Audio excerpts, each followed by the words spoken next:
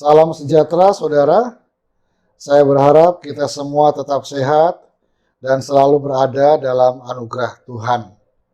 Puji Tuhan, kali ini kita menikmati program Resapi episode ke-19 bersama saya, Pendeta Hiro Guntoro.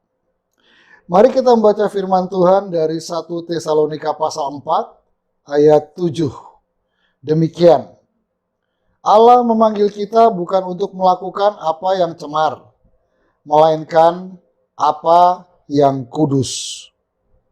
Saudara, harus kita akui, dunia kita saat ini semakin hari semakin terlihat bobrok. Kita melihat manusia semakin egois. Kita melihat ketidakjujuran dianggap lumrah. Kita melihat kesetiaan pernikahan semakin longgar sehingga banyak penyelewengan terjadi.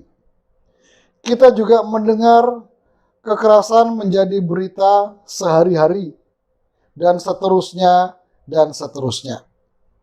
Nah, di tengah-tengah dunia semacam ini bukan hal yang aneh kalau kita mengalami penolakan ketika kita berbicara tentang kekudusan.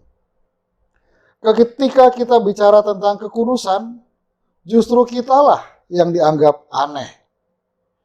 Pertanyaannya, di saat dunia semakin jauh dari kekudusan, masihkah kekudusan itu relevan bagi kita? Bukankah kekudusan sering dianggap sebagai penghalang bagi perjalanan liar dunia yang kita tidak tahu mau pergi kemana? Masihkah kekudusan itu relevan? Jawabnya tentu saja masih. Setidaknya ada dua alasan untuk itu. Pertama, di dalam kekudusan kita bisa melihat Allah, walau di tengah-tengah bobroknya dunia. Saudara, segala kebaikan memang menjadi sesuatu yang langka di tengah-tengah dunia yang bobrok. Namun ketika kita ada di dalam kekudusan, ternyata kita masih menemukan rupa-rupa kebaikan. Penemuan akan rupa-rupa kebaikan adalah wujud kehadiran Allah yang kita lihat. Saudara, Allah adalah sumber kebaikan. Maka segala sesuatu yang keluar dari Allah adalah semata-mata kebaikan.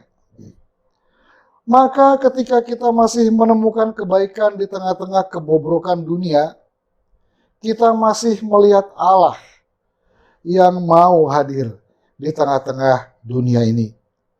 Tuhan Yesus berkata, "Berbahagialah orang yang kudus hatinya, karena ia akan melihat Allah."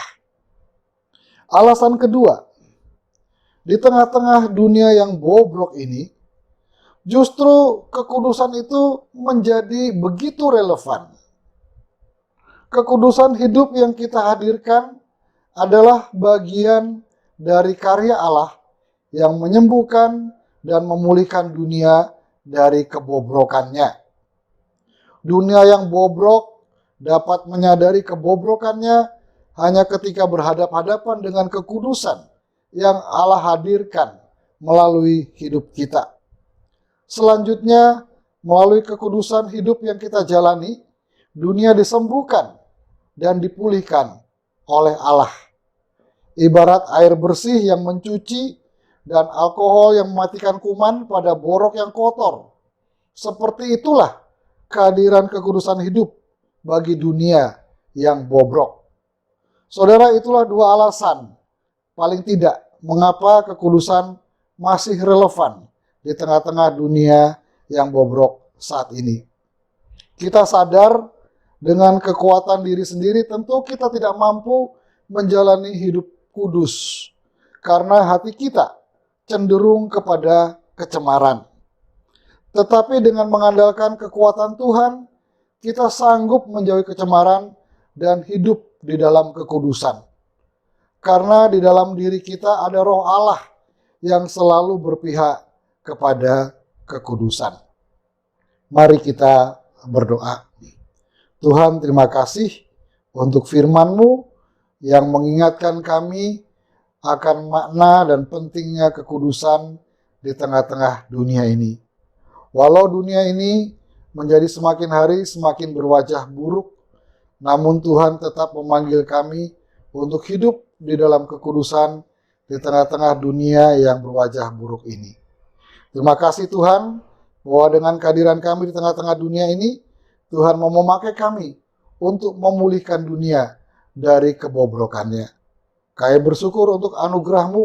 Kami sadar Tuhan bahwa kami tidak sanggup menjalani hidup kudus dengan kekuatan kami sendiri.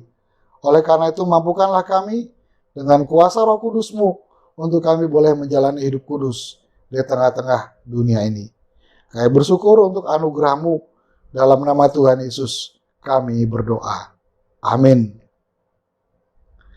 Saudara, selamat menjalani hidup kudus dengan kuasa Roh Allah yang selalu berpihak kepada kekudusan. Tuhan memberkati.